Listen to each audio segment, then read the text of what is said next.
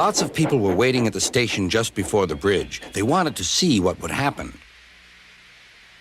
"Henry has plenty of ashes," said the driver. "Please keep all windows shut till we've passed the bridge.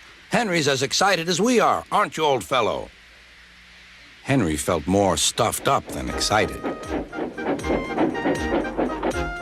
Soon they could see the boys, and they all had stones. "Are you ready, Henry?" said the driver. "Sneeze hard when I tell you." "Now," he said.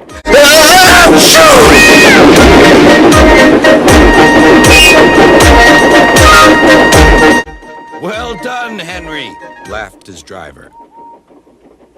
Henry went home, hoping that next time he saw Gordon and the boys, they would have learned not to